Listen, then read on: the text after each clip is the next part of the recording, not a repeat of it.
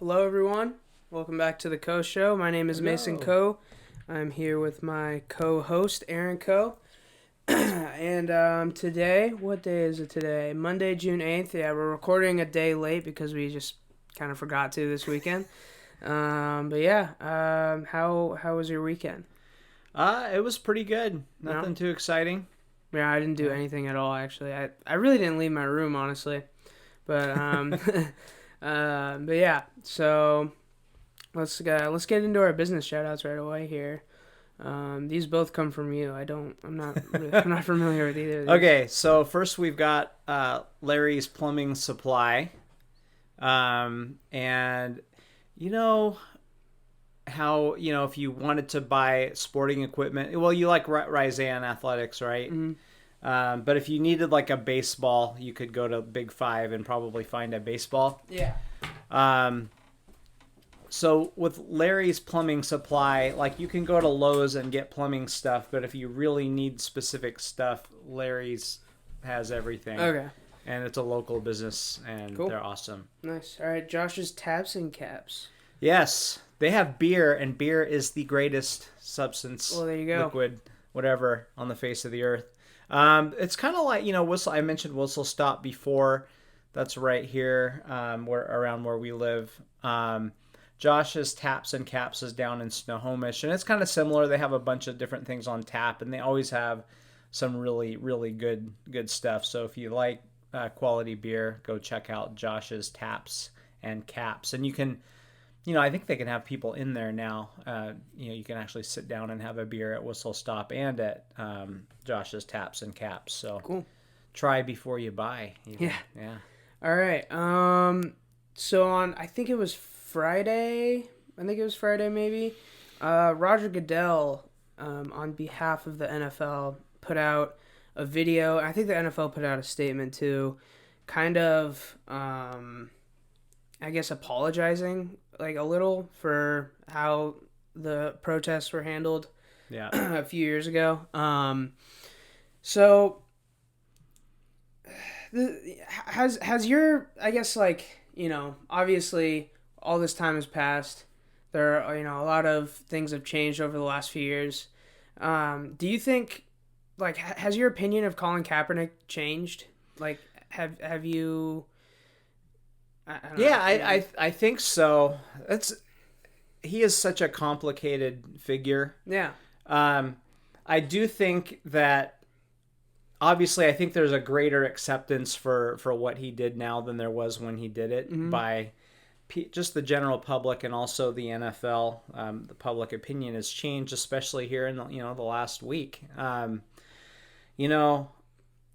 He's an interesting one because he's kind of a dick. You know what I mean? Like, I don't think his teammates liked him a whole lot. Like, you haven't heard a whole lot of people out, players have talked about him, but people didn't flip out that he wasn't getting a gig. People have talked about his message, but not really him as a person. Yeah. People have supported what he's... People support his... But I guess, like, I haven't seen all the players demanding that he get an opportunity. I mean, there's been some of that, but, his skills... His skill set didn't, like Russell Wilson had to adapt his skill set because the read option started to get shut down. So it's complicated, though. Would he, if he hadn't kneeled, would he be on a team? Yeah, I think he would. But I think he was looking for starter dough, and no one was willing to give him that. Not just because of his message, but also because they didn't see him as a starting caliber quarterback anymore. His numbers had gone down because, he was kind of a one-trick pony. But yeah, I definitely think that I've even accepted it more. I still am not a big fan of kneeling during the anthem, but I understand it. Like, I don't have a problem with it. I just, like, I kind of wish there was a different way. But I'm definitely more open to it than I was then. Yeah. And I think, like, how do you get attention for an important cause? It was effective. Like, I can't deny that. I kind of wish another way could have been found, but maybe that's what he had to do. So, yeah, I think people are much more accepting than they were. Definitely. For me, when he first started doing it, I had no idea that it had to do with police brutality at all. I had just heard the spin about him not liking America and it being against, anti-military and stuff. So obviously I didn't like that. And then it wasn't until a little bit before all of the teams had players doing it that I had, I don't know, kind of, I guess, become educated about what he was really trying to do. So I was like cool with it, obviously, because the message is very important. But what really, I guess, kind of changed my opinion on Kaepernick. I agree. I don't think he's necessarily maybe the greatest dude ever. I don't know. I can't really speak on that because I don't know. But yeah, So, oh my gosh, I totally lost my train of thought. So yeah, he. When I realized that he had completed his goal of getting people talking about it, that's when I changed my perspective, and I'm like, oh, this isn't just some guy that is just, yelling and screaming about some issues that he thinks are important, and this is a guy, it was well thought out what he did, clearly. Right. And that was a huge risk to take. A huge risk to take. Yeah, it essentially ended his career because he would have a job somewhere. Yeah, he would. And what I think he wants. What I think people don't realize is, okay, so I do think he was blackballed. First of all, I think he was blackballed. I think right now, I genuinely think if a team wanted to sign him, they could.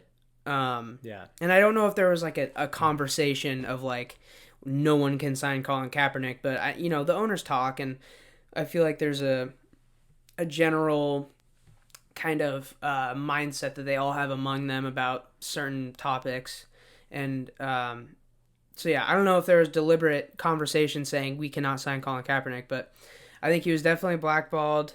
But what you got to realize is, especially the NFL and professional sports, but really anywhere, you have to be who you can afford to be. So, sadly, a guy like Kaepernick, maybe if this was Lamar Jackson, right now, say he had just won the MVP and he had no signs of slowing down and Lamar Jackson was the first one to kneel, I don't think you see him get blackballed because he's the best, he's top 3 quarterback in the NFL, reigning MVP, Madden cover. So it's with Kaepernick, yeah, he's good enough to be a backup quarterback. When you got Glennon still out there getting signed to teams, yes, he is good enough to have a job on an NFL roster, 100%. But why would you bring in a backup quarterback that's going to bring all this noise to your team from your fans, who 50% are going to hate that decision no matter what team? Yep. The locker room, is there's going to be conversations being had, and I think at the end of the day, it would be beneficial because these conversations do need to happen. We need to have these uncomfortable conversations. But as an owner, you're just looking at an owner and a GM and a coach. You're looking at, what is good for the business of my team.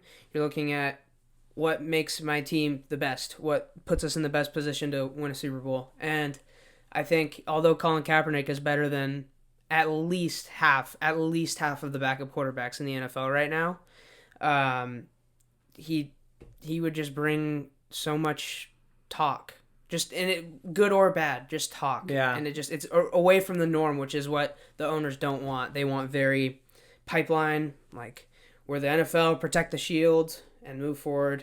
So. Yeah, you're exactly right. I mean, if Russell Wilson had been the first one to do it, he's not getting cut. Nope. If for some reason he was cut, he's signed immediately to a big contract by someone, and they're just gonna be willing to take on that risk. But yeah, when it's a player that you don't need, backup quarterback is it is the most worthless position on the team, except for when your starter goes down. Yeah. If your starter goes down, you're probably not going to the Super Bowl anyway.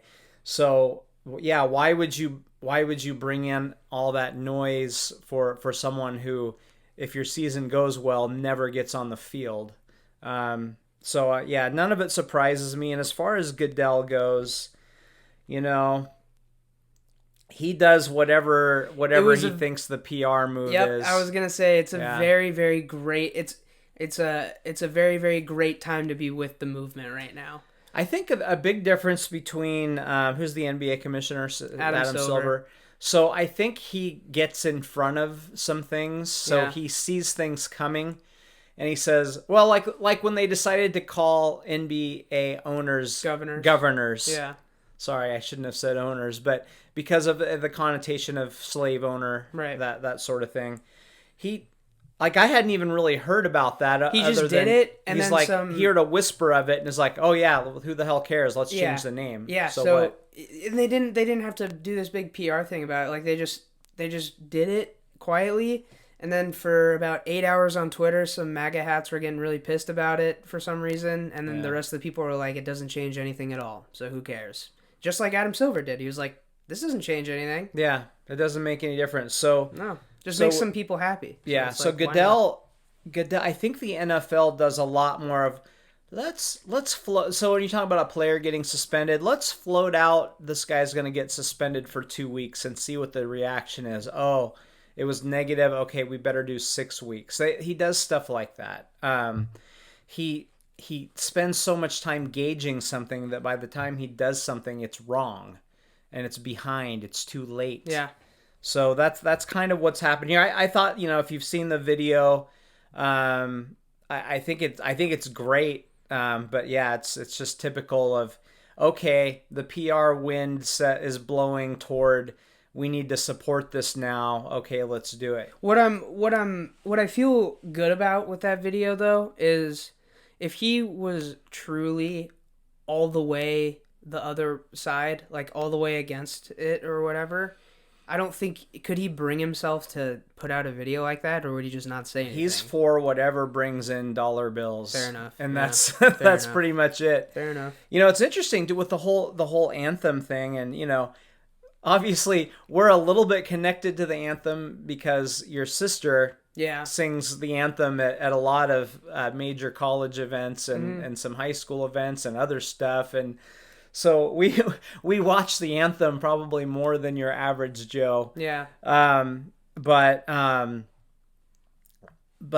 asked her, would you protest your own anthem right now? And she said if the teams did, she said she might take a knee while she's singing the anthem, which I thought was pretty fascinating. Yeah, I think there was someone that might have done that somewhere. Oh, really? Okay. Maybe a college. I don't remember that. I might be completely I don't know. That might have been a dream I had or something. But and then also, as recently as I want to say 15 years ago or so, teams were not out for the anthem. They were in the locker room. Yeah, so I don't know why that ever changed. Well, because the military is a hundreds of millions of dollars sponsor of the NFL. So that's why if you go to an NFL game or a UW game, you've seen them there. You want a football at one of them, I think. They have recruiting stations, and they bring tanks and shit. So they're a huge sponsor of sports. So that's part of it. They wanted the teams out there so it was all part of the marketing thing. So right. So that's kind of why. But in college, still, I believe the teams come out after the anthem. I know at least UW, they're not out for the anthem. Yeah. Because I remember when it was kind of kicking off, when full teams were doing it. I remember going to our first UW game that year, or at least the first one since the NFL players had been doing it. And I was like, do you think, could college players do it? Because, it's like, in the NFL, it's very much maybe less with the owners, but at least with the coaches and the GMs, it's your peers. Like, you're working together to win a championship. When you're a college football player, you are beneath the coach, and it's very clear the dynamic. Just like it is in high school and everything before. It's not till you get to professional where it's more kind of like we're in this together. But when you were a kid, did you ever have a situation where you I don't know, a physical fight or a verbal fight with another kid, and like the teacher or the principal or some other adult says, okay, you guys apologize to each other, and you're like, I'm sorry. Mm-hmm. That's what I think Goodell, like, that's, you know, Goodell, I'm sorry. Yeah, it's because people said you had to apologize. Yeah. Like, so I'm just not, I don't know. I'm kind of struggling with that part of it. It was a cool, it was a cool thing. It was a cool message to put out. And here's the thing. It's just, something again, something that I've been like so sick of seeing is people blaming people for not doing enough. Yeah. Like, oh, I mean, you know, posting a black picture on Instagram doesn't really do a whole lot, to be completely honest. But you also, like, just don't shit on those people, because at least they're supporting it, and, you know, like, they're doing their thing, whatever. So, I feel like with Goodell, I lost my train of thought again. Oh my god. Well, just, you know, he did something and it was better than nothing. That's what I'm saying. Yeah. So don't, like, we already just kind of shit on Goodell a little bit, and I like it when an athlete or someone get, you know, they make a $50,000 donation or something like that, and people are like, calculator. He only gave $50,000. Calculator Twitter. Big deal. Calculator Twitter gets out in the replies. All the math majors show up in the replies talking about their net worth. That's like me giving $3. Well, you know what? Did you give $3, asshole? Probably not. No, so shut up. You didn't give anything. Yeah. But anyway, I'm glad they did that. You know. Hey, and if it can convince one dude in Missouri that maybe I should consider educating myself. Maybe I should consider really hearing out what these people have to say. Like if Goodell's coming out and showing support all of a sudden, doing a full 180. Yeah. Like maybe I should. You're right. If a couple people even just begin to start the process of educating themselves because of that video, 100% good job. So it's like I hear you there. Yeah, but certainly way better. Too late, but way better than never. So so that's good. All right, even though I still think he's a douche, but whatever. Yeah. Oh, by the way, I mean there are just so many things that Goodell has done over the years where you just sit there just scratching your head, like not even stuff that you're necessarily super pissed about, but it's just like, why? The thing that's fun, the owners, you know, again, the commissioner really works for the owners. So a lot of what he does is at the behest. Money on him, so. Yeah. Yeah. It's at the behest of the owners. So they're a big part of the problem. And I don't think enough people recognize that. But I think sometimes they're like, well, he's making us money, but a freaking chimpanzee could make the NFL money. It's so at this point it runs itself. As long as they don't get the CTE thing doesn't ruin, you know, completely eliminate the game. I don't even know why they run commercials for the NFL anymore.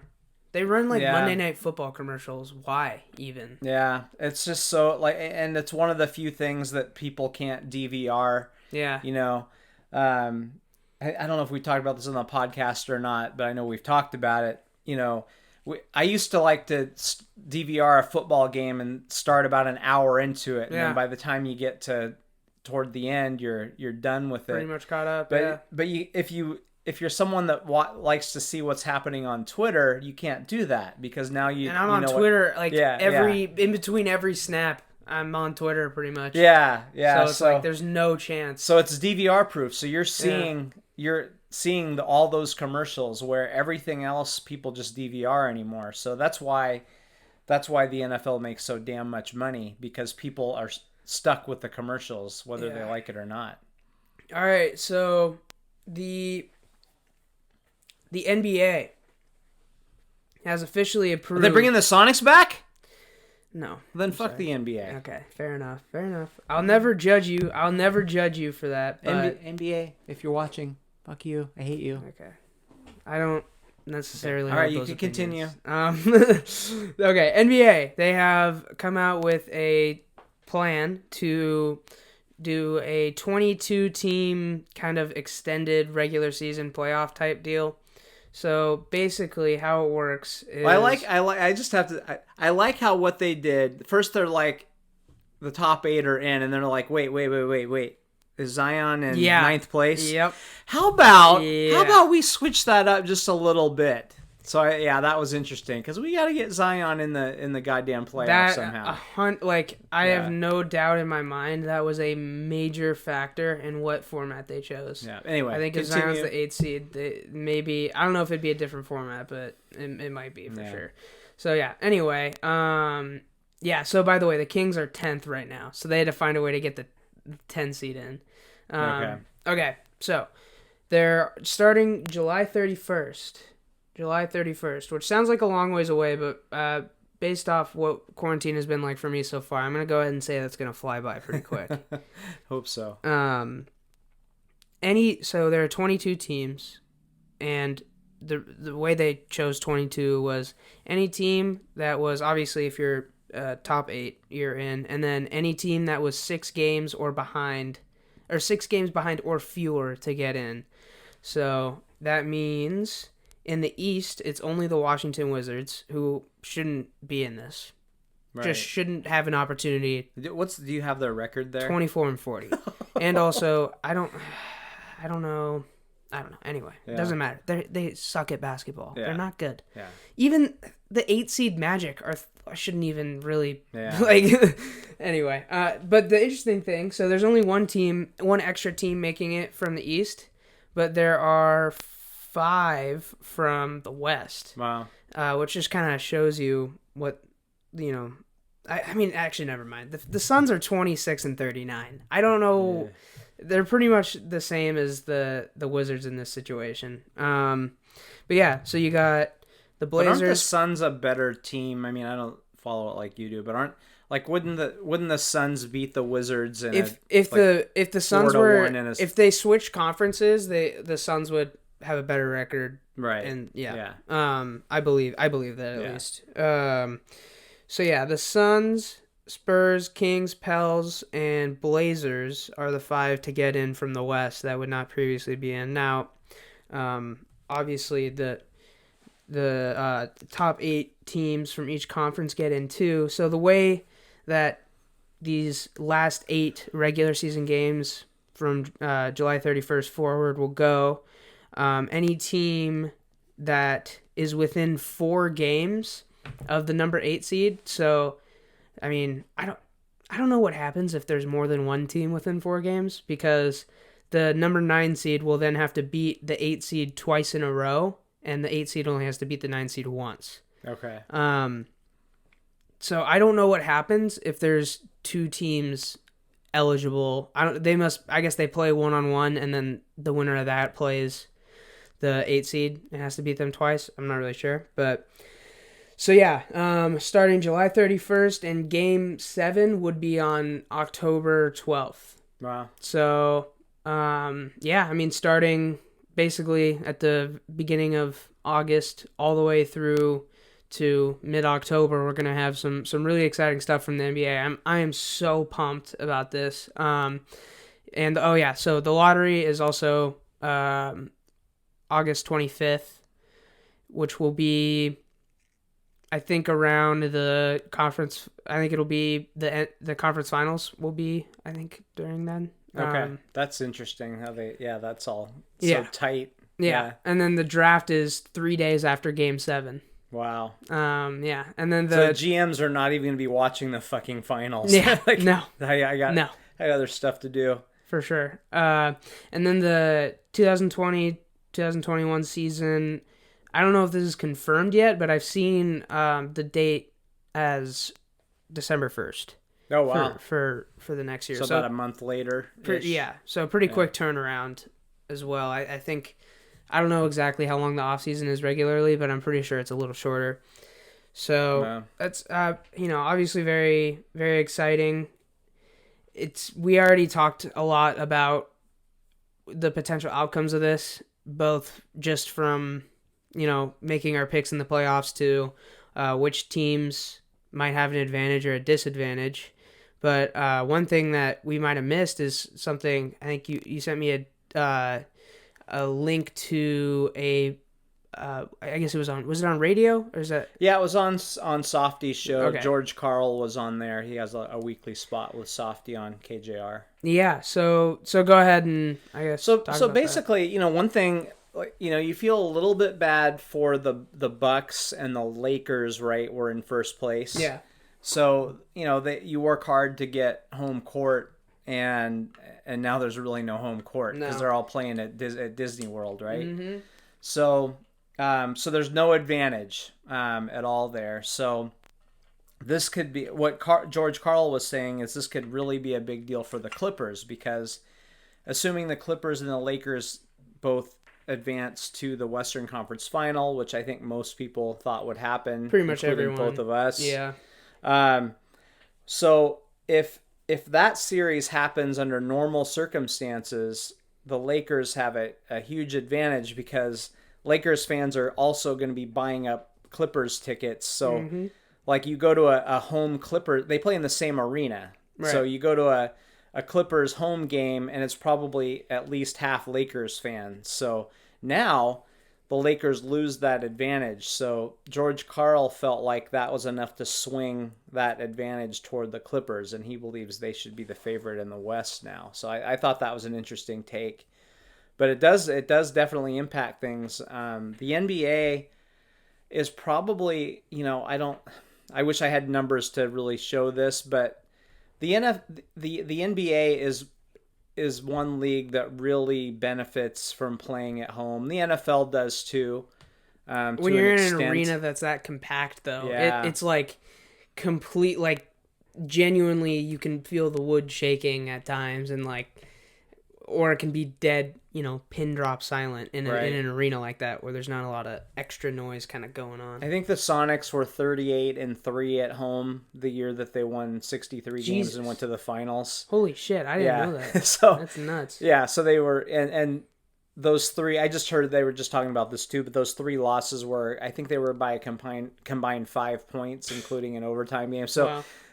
Playing home, having home court in the NBA is huge, because if you're the road team, you must win one on the road to give yourself a shot. So so it's an interesting thing, and I think I said Clippers before, so I liked hearing that from George. Yeah, so. you did. I believe you did say Clippers before. Yeah, so I like hearing that. So George, just because you're a LeBron hater. Well, I don't hate LeBron. I think he's the second best player of all time. You're a LeBron hater. I'm what Jordan fans would call a bronsexual. That's what Jordan fans call LeBron fans. Bronsexuals. Yeah. That's good. I love NBA Twitter. It's a great place. Yeah, so I guess kind of moving forward from that, the NBA proposed a 76-game season with 75% of prorated salary. Oh, the MLB, right? Or yeah, sorry, did I say NBA? I think so. I meant MLB proposed a 76-game season with a 75% prorated salary, which sounds better than it was before, but I've heard some players coming out and saying it's a step down somehow. I don't really know how that makes sense to me. Maybe it's because they want all 82 games. I think that, I don't know. Anyway.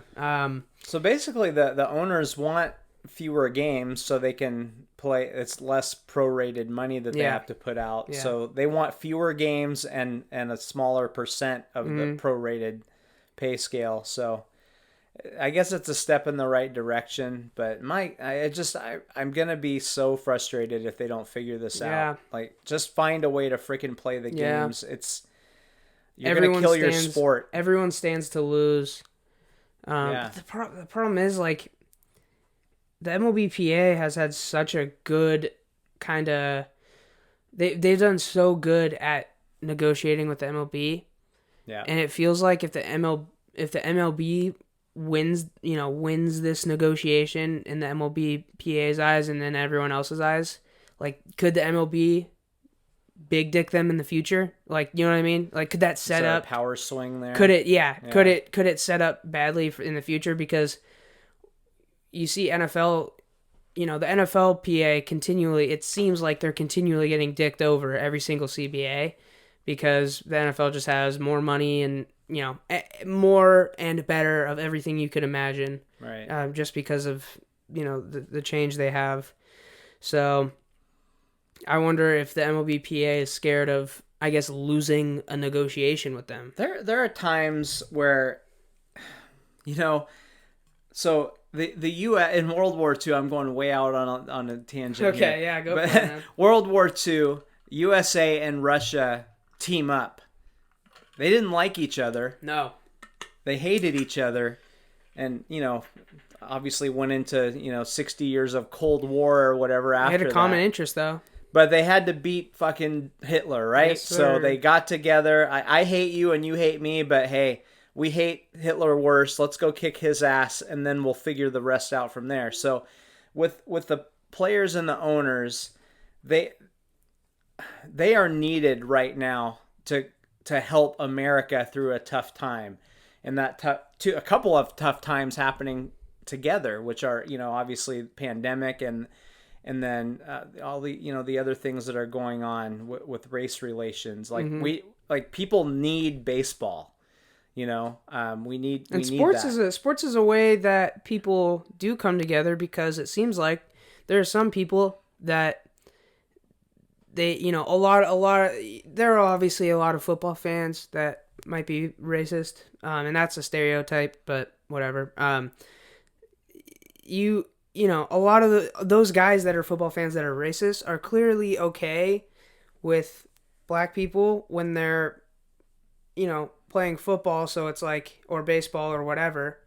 So it's like, if that's a lane in, then that's great too. So it's like, that's another reason why the MLB is needed for like those race relations things, is sports is a great way to start these conversations. Right. So yeah, anyway, keep going. Yeah, no, they need to put their petty bullshit aside, like the other leagues have done. And, soccer figured it out. The NBA has figured it out. Just find a way to play. Just do, you're both going to take a little bit of a hit. But the MLB, like I've said this before, give up a few million this year to not tank the value of your team. So if you save $20 million this year and the value of your team goes down by $100 million, I don't think that's what you're looking for. No. So figure it out. Yeah. Get on the goddamn field. America needs you, you dumb fucks. Yeah, and I know it seems like I kind of suck Adam Silver's dick a little bit, but is he bringing the Sonics back? Not yet. No. Fuck that guy. But I once again I will say I absolutely loved how not only the NBA but the NBPA handled this entire thing, because the NBA was willing. They were both willing to compromise. I haven't heard quibbling about percentages. I'm not as the only thing I saw about percentages with the NBA, a notification from Woj saying players have accepted a 20% salary cut. Right. Period. That's it. I didn't hear any proposals, debates. I didn't hear any angry players. You signed contracts for a reason. When shit doesn't go to plan, you can figure it out. Yeah. Like, what do you, like, this seems like they have bad, like, at this point, it seems like they have bad business going on over there. Yeah. Like, it seems like they are not, like, their foundation as a business is not good. That's what it's coming off like to me. And we were talking about the MLB draft, which I think is happening any day now. I don't really follow it. I don't pay attention know a to damn them. thing about MLB the players. draft, to be completely honest. That being said, when we were talking about how stupid it is for them to cut to 5 rounds and hurt the future of their sport, I heard a former MLB executive on, and he was saying that they're only going to save about $1 million per team. And again, that's nothing to those guys. No. Like, you're saving pennies to, and giving up dollars down the road. Like, it just makes no sense to me. But I don't know. But yeah, I mean, this is what I think having a good commissioner can make all the difference. When the players respect the commissioner, I hear the players talking about Adam Silver, even though he won't fucking bring my Sonics back. I hear them saying good. I don't hear players ripping him. I've never heard a player talk bad about Adam Silver, and obviously players are okay with talking bad about their commissioners. Yeah, they're not afraid to do that. like Manfred. I mean, man, if they can't figure this out, he better be fucking gone. Yeah, well, the sport's going to be gone if they're not careful. Seriously, he should be gone already. He should have been gone months ago. Like, whenever the instant he called. I mean, even before this, but the instant he called the trophy a piece of metal, you just gotta get him out. That's your trophy, motherfucker. It's called the commissioner's trophy. Like, dude, what? Anyway, that's what we play. That's what everybody should be playing for. Every time I think about this dude, I just start going on a rant. Yeah. So I'm gonna stop myself. But yeah. So, and then also another organization figuring their shit out while the MLB can't. The NCAA is expected to approve a 6-week ramp-up for the football season. And right here, you put that walkthroughs are in mid-July. Fall camps are in August. Yeah, so they have some walkthrough stuff and then full practices early August, late July. It's a little bit variable. But that's a really good sign. Obviously, some of that could be interrupted by another outbreak. I mean, and individual states can say, no, we're not doing that. So It's not we continue to see signs that there's going to be a football season. We don't know what the fan situation is going to look like. We're UW football season tickets. I don't know if we're going to get to actually go to a game or not, but hey, if I could at least watch one on TV, watch them all on TV, I'll be happy enough right now. I'll take what I can get. So it's a good sign that they're gonna try to figure it out, and there's gonna be, of course, lots of testing, checking temperatures and all those sorts of things to try to keep the athletes safe. But in general, for the most part, young people, in football player age, even NFL players, like they're not most of the time are not the ones that are getting seriously ill. So. Right. As long as they can limit outbreaks, I mean, there's going to be a few people that get it, probably, but the odds of them being seriously impacted are pretty minimal. So I think it's the right move. I think they need to do it again. America needs it. I sure as hell need it. Play the games. Seriously, yeah. I don't know. Did I lose my train of thought again? What is going on with me today? Do you have CTE? Seriously. Anyway, that was, oh my God. Yeah, so I guess just to kind of wrap things up here, you got a couple hypotheticals, would you rathers here. So would you rather, kind of relating to this topic, would you rather go to a quarter full stadium and wear a mask or just watch it on TV? I would want to at least go to the Quarterfield Stadium with a mask once. Okay. I 100% want to give it a shot. Right. Because I think... Oh, this is also what I was going to say, and it does tie in with this. I'm curious... I might have even said this on the podcast before. I'm really curious as to 10, 20 years down the road when all the numbers kind of really come out and everything is a little bit more set in stone and we kind of have some hindsight. I'm really curious to see if all these safety measures, like which ones were necessary and which ones were like we're gonna look really stupid. Yeah. Look at all these idiots wearing masks and it's a fucking thing. I don't know. Or maybe like gloves. I'm pretty sure gloves don't even. Right. Who knows? I don't think anybody actually knows. Yeah, that's. But you're right. I'm not gonna say it yet. Yeah. What will it mean? What was necessary and what wasn't, but I think it was good. Like, just do everything at first. And then slowly... for sure. You just gotta anything that works is going to be viewed as too much because you know things were taken away from us or whatever. But back to the topic. Take me to the Quarterfield Stadium with the mask on. I'll pull my nose out so I can breathe. Like, and if I'm gonna get kicked out for that, then I won't. I'll just, I mean. They're not. It's not even like they're crazy hard to breathe in. People exaggerate about that. Yeah. And maybe it's because I had to work, 8 hours in one, so I just got used to it. But you get used to it. I mean, doctors and nurses wear those things every single day for 10 hours. So I don't know. Anyway, take me to the game. Would you want to go to all the games that way, or would I would it would fully depend on how that first game went, right? Because. I don't know, is the crowd, because I go, especially at Husky football games, the crowd atmosphere is such a major draw for me because everyone is so into it and loud when they're supposed to be and quiet when they're supposed to be. You know what I mean? Yeah, So yeah. If the crowd not obviously it couldn't really be that electric of a crowd. It just can't. No. So even if everyone in that stadium is going bonkers, it just can't be. There's not enough people.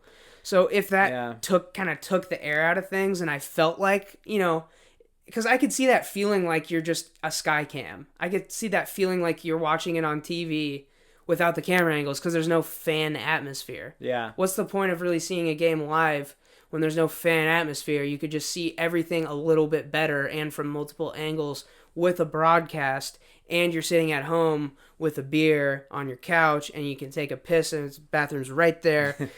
You know what I mean? So if that crowd atmosphere, if that really took the air out of things, then I don't think I could do it. You wouldn't have those angry mustache guys though. Seriously, at home, yelling at us. We'll deep dive into the mustache guys some other time, but it's funny. So we watched the 2001 Rose Bowl, a boiled down version of it last night. I had recorded it. It was on the Pac-12 network. They actually put something on there I wanted to watch for once, and. So it was interesting, right? Just the graphics, yeah? And this is from 2001. This is not from the 80s. No. And not quite as good, right? As what you watch now. So, these days and so imagine in actual 2001 when I watched that on TV, we had a smaller TV, and that's the picture we got. Yeah. So the difference between So that I think the point I'm getting to is when you go to a football game now, you're actually seeing it's worse. Your picture live is worse than the TV picture that you get because of the replay situation and other things going on. But so why do I go to why the fuck do I go to why do I pay all this money to go to games? I usually don't eat or drink there because it's too damn expensive. And, if I do, I'm just mad that I spent that much. We park far and walk a couple miles. Yeah, we have free parking and get in 5,000 steps to get to the game. So why do I do all that? It's a worse view. It's, the food and bathrooms are way worse situations. I could tell you why right now. It's just not explainable. It's no, it's not. Unless you're a sports fan. I have a couple reasons, but yeah. Unless you're a sports fan, you've been in that atmosphere, and especially if it's a team you care about, even more so. And everyone around you is coming together to support this one thing, and also anyone who's against that thing, you can just say fuck you to them when you would never say that to that person outside of the stadium if they didn't have the Oregon jersey on. I don't say fuck you to Oregon fans for the record, but you know what I mean? That's acceptable, kinda. So, I think it's just everyone coming together in that fan atmosphere that I was talking about earlier. Yeah, and it's, there's something, I guess there's something to be said, for saying I was there when, 100%. So we have those moments. I'm going to be saying, I'm going to be talking about the Kobe game for the rest of my life. Yeah. For the rest of my life. And that's not to flex about it, but it's just such an amazing memory for me. And we have, we have certain plays that we've seen, and things like that. Now, I don't need the, oh, wow, you were there. I don't necessarily need that. I think some people totally do that. People who go to events to say they were at the event and they're not even fucking paying attention to the event. They're just, they're putting on Twitter and Facebook that look at me, look where I'm at. I don't need that part of it. But I think the reason I go, honestly, is everybody else who is there. Yeah. I love being a part of if you're a Seattle fan, whether it's the Huskies or the Seahawks or the Sonics when they were here, maybe not the Mariners because there's 9 people there half the time, but and baseball's just different. But just knowing that we as a group have an impact on this game. We help determine the outcome of the game. Yeah. That, I feel connected, right? I feel so connected to that. That's the thing, is it's very easy to just be a sports fan, and also it's it's easy to be a sports fan, and it's easy to like root for something that you don't really have to like put a huge effort into. So that's why a lot of people can get around it. And if, you rep your city and all that stuff. But like, especially like you said in football and basketball, when you feel like you can impact the game and you feel like you can just help your team just one tiny little sliver, then you're like bought in. Yeah. You're fully in. You feel immersed. The stadium rumbling, and your adrenaline starts going and up. I don't get I don't get kind of a fuzzy stomach. I don't get like a fuzzy feeling from when people are like, no way, you were there. Yeah. I get that fuzzy feeling from when I'm scrolling on Twitter and I see someone post a clip of LeBron's speech from that night. And I get a fuzzy feeling just laying in my bed thinking like, I cannot believe I saw that live. Like that's, you know what I mean? So it's, there's some of it's like FOMO kind of, fear of missing out. Some of it is like that atmosphere. It all kind of blends together. But at the end of the day, you can't really pin it. It's just inexplainable. It's just that feeling you get. And that's why sports can bring so many people together and capture so many people. So going back to that question, if a big part of the reason I go to the games is all the other people and all of us being on the same page, will I really enjoy it when what if they say 10,000 people can go and you're all wearing masks, Yeah. Am I gonna, I'm like, I definitely, like, I for sure want to go to a game just because I just feel like going to a game. Yep. But I bet after doing that once, if I'm going the second time, I'm probably gonna be like, man, I don't know. Like maybe I'd rather just watch this on in my lazy boy with a beer in my hand right now. If I were to guess, I would probably say that I would definitely go to the first game that I could. And then I might give it a second chance if it was a game that I was really interested in. And I thought that maybe that was a game that I was there, maybe there was a chance for that to be a game that was so yes on special. Michigan, no on whoever Sacramento State exactly, or whoever the fuck they're playing. I can't remember. Yeah. But. And then, but if they are fun, then I'll go to all of them, if I get that first taste of it and it still holds up to be the same deal, then I would definitely go. But if I were to guess, I would say I'd probably give it a couple, one real fair chance and then another one maybe, and probably if it was a really good matchup. Yeah. So would you rather have the Sonics, our new hockey franchise, or the Mariners win a championship? So both first, So who do you think will? Yeah, who will and who do you want? And this question was posed to me by I guess he's my stepbrother, Brian Riddle. I don't know if he watches this or not. I think Jay Riddle might watch this. Okay. So shout out to Jay if you are watching this. But Brian asked me this on Facebook, and I thought it was a really good question. That is a really good question. I don't know why. Like I don't know how I never thought about it. I guess. So for me, who do you think will win one first? That's a complete shit show to me. I think it's a little disrespectful if you don't say the Mariners because they're the only real franchise right now. But I cannot confidently say that it would be them. Yeah. Obviously, we have yet to see. I think the hockey guy, they hired a GM, right? They hired a GM. Yeah. Yeah. I think I remember feeling very indifferent about that hire, but regardless, and obviously we have no clue with the Sonic situation. Yeah. We don't even know if they'll be back before this decade ends. So I think realistically I have to pick the Mariners because I don't know. So no one's ever winning a championship? Is that what you're saying? God. Maybe that is what None I'm saying. of the three will ever No, win.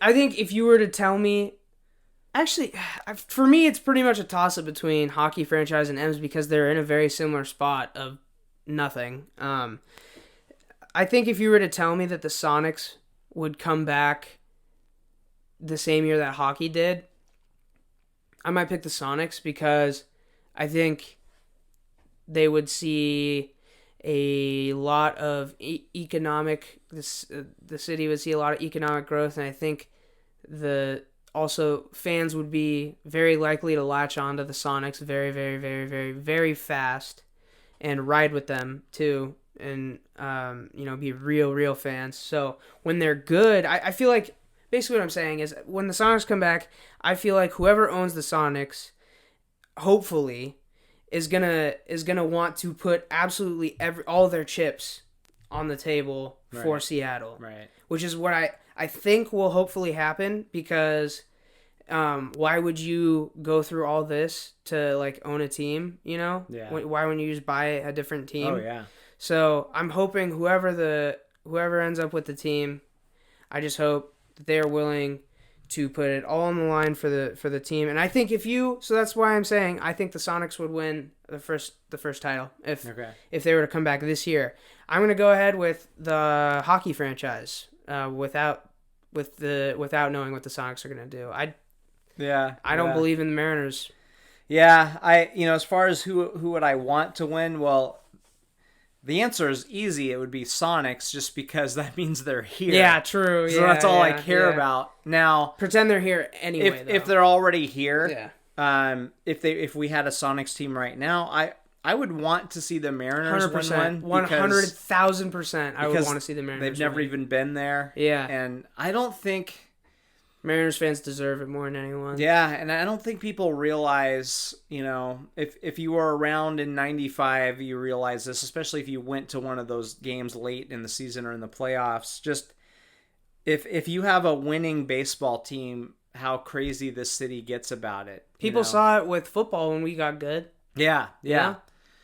So I think it would be just unbelievable. It would be so much fun. So I would love to just imagine a 7-game series or a World Series, and just how fun that would be. It will forever bother me that the Mariners could never get Felix into a playoff game. Yeah, it will forever bother me. Exactly. I don't even care about the success as a team. I don't even care about, like, we screwed over Ichiro and Griffey and Edgar and oh my gosh, thankfully not Randy. Yeah. But obviously Felix too. We screwed them over. Yeah. Thankfully I keep saying we about the teams I root for, but thankfully the Mariners have had the wherewithal to trade away most of their talent to let them, blossom and flourish in another organization. But yeah, it like actually, when I think about it, it really makes me sad, because I don't know how much Felix wanted that per se, because he did choose to stay with the Mariners. Yeah. But I feel like when you're pitching for that long and you're so underrated and you are getting half of the wins you deserve because your team sucks, I feel like it'd be so tough to not even get one chance to show what you got in the playoffs. Well, for a guy like him, let's say they won a World Series and he wins a World Series game. He has I'm not even talking about a dominant. I'm talking he wins 4-3 and goes 7 innings, right? Yeah. If he has one World Series win and a championship under his belt, he's probably going in the Hall of Fame. Now he's not going in the Hall of Fame. It sucks ass, man, because he's like a Hall of Fame pitcher. Yeah. Like he is. Yeah. He's a Hall of Fame pitcher. He had a hell pitcher. of a run. He should have had 2 Cy Youngs. Yeah. So I would love to see the Mariners win one. Hockey, like, I'm just not, like, I think I'll get into hockey a little bit. I've watched a little bit. I've been to a few minor league games. Never really watched the NHL on TV. I don't know that hockey's the greatest TV sport. Yeah. It's hard to see the puck. Yeah, that's part of it. You just can't see it a lot of the time. They used to do the thing where they put the little tail on it or whatever, and like, oh my gosh. But yeah, so I have, like, I don't feel that yet. I just don't feel like, oh gosh, yeah, I'm desperately craving. Like, I think about my team. I'm obsessed. I mean, I'm a fanatic, right? That's what fan is short for. Like, I think constantly about the Seahawks and the Huskies. I think about them every single day. And the Mariners winning championships, and what can they do to win a championship. I think about it all the time. Mm-hmm. It's a problem. Like when I'm at work and like zoning out. Yeah. A lot of the time my mind drifts to sports, like, Yeah. to my teams. Yeah, we have problems with this. Yeah, yeah, seriously, and that's why we started recording this shit. Is because these are the conversations we just have. Yeah, yeah. It's like, yeah. So with hockey, I don't feel that burning passion to win a championship. So I can't say that. I could say it, but I wouldn't mean it. Yeah. You know, the Sonics are at least 5 years away from being here. Like, that clock keeps being, pushed out further, reset with every day that goes by. So, but as far as who I want to win, I want the Mariners to win one. Who do I think will win one? It's probably going to be the hockey franchise, because the unknown is better than the known of the Mariners. Who knows? Maybe this rebuild that they're in will work. Do you think? But I don't believe it until I see it with them anymore. Because I don't really know. Like, do you think the team? Do you think we need new owners? So they changed. They did have an ownership change a few years back. It sort of transferred hands. But until I see otherwise, I don't know. I don't feel like that guy. Like, he's another businessman, right? Like, I want a fucking nut in there who wants to win. Yeah. It's not like, a guy that cares about baseball. I mean, we're watching the thing we talked about, the history of the Mariners. The dude from Nintendo that bought the team didn't know baseball at all. Right. He didn't know. And he did it. What a balk was. Yeah, he did it. I think he had good intentions. I mean, he wanted to help the team stay in Seattle. He felt a debt to Seattle. So I have some respect for that. But he didn't have a burning desire to win a championship. That's the thing, man. I don't really care about how the Mariners business does, because it'll do well if you win. It'll do well if you win. Seattle will take care of you if you win. They all need to sit down and watch a 95 playoff game and see how many people were in the shitty ass Kingdome. Terrible stadium with, I mean, it's like, that's, if you win, you will get the fans. If you build the team, they will come. Yeah. So I think that sometimes I think they don't realize that. Invest in it, hire the right people. That's really been their biggest issue. For the last, couple decades, it hasn't been money. They've spent a fair amount of money. Yeah, like they just have spent it Felix poorly. Contract and if you look at them, they're usually in the top 10 in salaries. Yeah. So they've done reasonably well there. Like, don't be talking about why didn't they sign these big guys, but they don't hire the right people. They don't put a good plan in place. They think short term and not long term. It's hard. Like, how do you fix that? Yeah, it's hard. I mean, you just have to hire smart people who who develop a farm system that churns out consistent talent. I don't know. I don't know what their situation is, but I've always felt like, unless you're an owner that is really invested in the sport that you are owning a team for, that you should hire someone basically just to make decisions about who to hire on the basketball side, and then let the people that were hired from that guy do all of the work. Yeah. And as an owner, unless you know your shit, and even then, because Jerry Jones knows his shit, he's done a bad job though, So, so it's not like Jerry Jones is a dumb guy. So like these owners that get so involved in stuff, it's like, dude, you don't, like, a lot of the time you don't know a lot about the sport, and you don't know, especially your player relations. Like, you have no clue what goes into a locker room, and even, like, obviously we don't.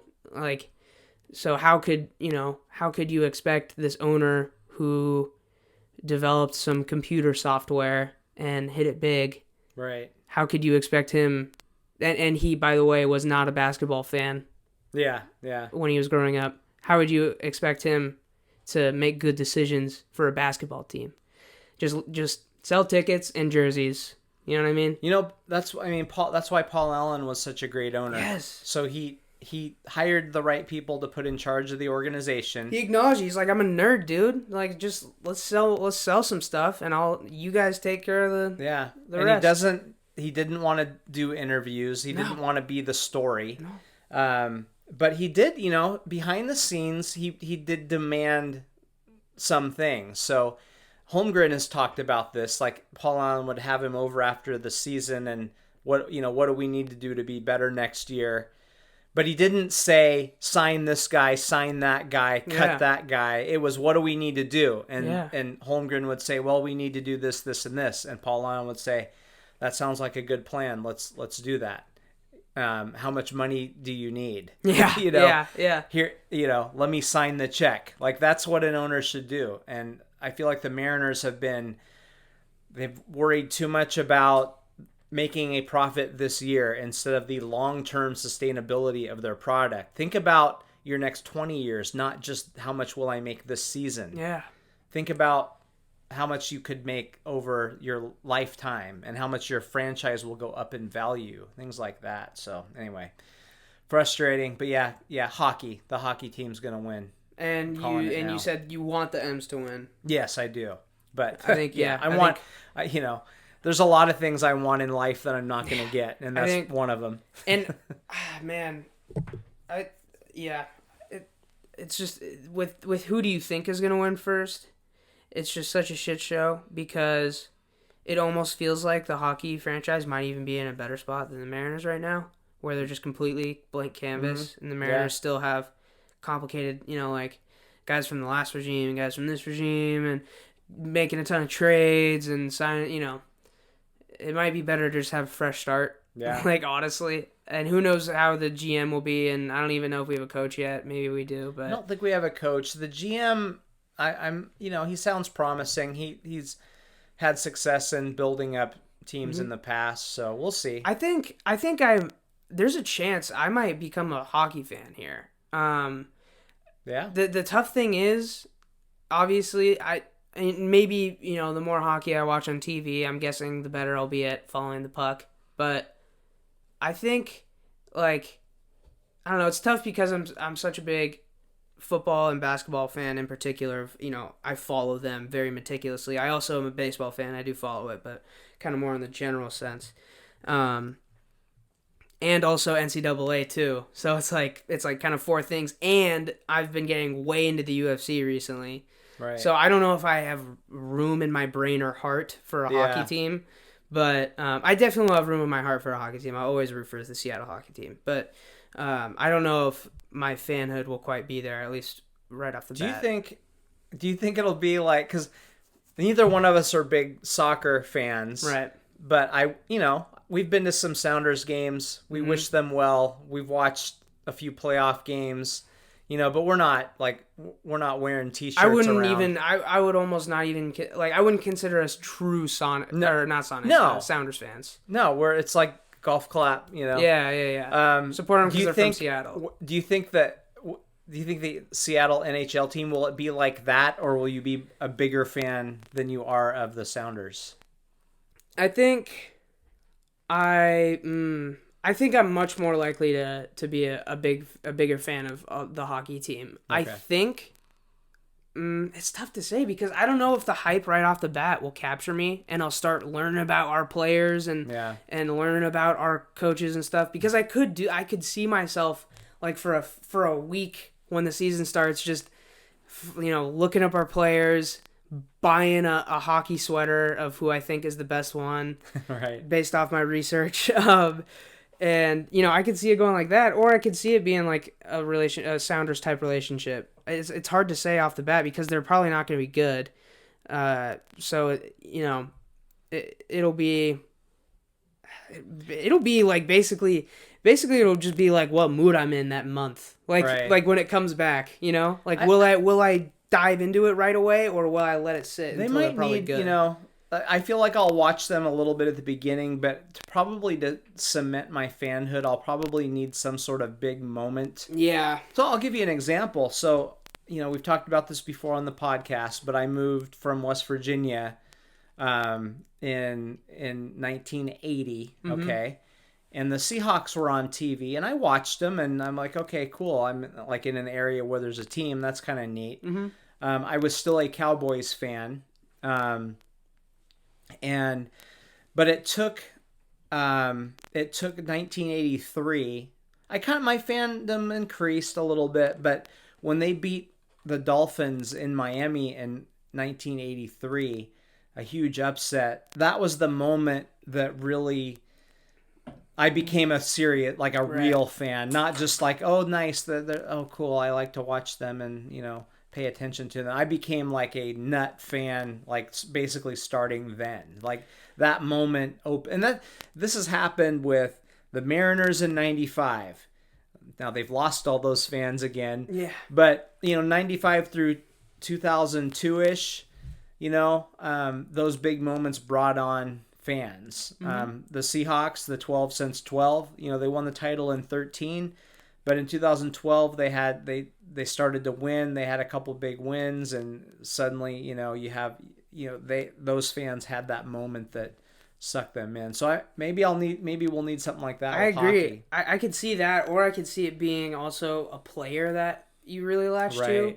Yeah. Whether it's someone that maybe he's a breakout star or a big signing, or even just a Tom Wilhelmsen type dude, where just like the bartender, where you just love to see him, on the ice or whatever. Or maybe even goons don't really exist anymore in hockey, I don't think. But maybe there's a dude that's just trucking people, just putting them up against glass all night, and I would love that guy. Maybe so I don't know. I guess I could see that though. It'll take probably some respect through winning. A certain moment, or maybe a player that'll truly hook me in, just because my brain is so filled with other sports stuff. It's like I don't like, it'll genuinely like stress me out to like try to keep up with everything so much. And I better see an organization that is doing everything it can to win. And I feel like when you have a new team, like how it feels like whenever you're expanding the league, it feels like that's got to be, whoever's owning that team, that's got to be a passion project, right? Oh, yeah, I would think so. So, but it's tough because so many expansion teams have never seen success. Yeah. Texans, they haven't done shit. Yeah. Yeah. Like Jags. It's like there's so many examples. I mean, you have the other ones too, but that have seen success. But I mean, the expansions happen very, very rarely, obviously, but I don't know. Yeah, it just, yeah. So go Kraken, or whatever they're going to be called. Go Kraken. I'm a crackhead. Yeah. All right. Well, I guess that'll wrap things up. If you made it this far, I don't know why, but thank you. Buy the book, audiobook on Amazon. Ebook. I am working on an audiobook, though. When I was saying that, like, audiobook on Amazon. Ebook on Amazon. Hard copy. Is it hard copy? Hard copy on Lulu. The hard copy should be coming to Amazon one of these days. Everything is dragging right now, but it'll get there. I mean, my Twitter at Mason Charles Coe, his Twitter at AaronCoe29. I mean, I'm not even gonna shout out my Instagram. I don't even go on Instagram anymore. But yeah, word of the day is bull. If you hear this, text us bull. BOWL, that is. Okay, this is fucking dumb. Anyway, all right, great way to end the podcast. Yeah, bye. See you guys. Yeah, bye. Get out of here.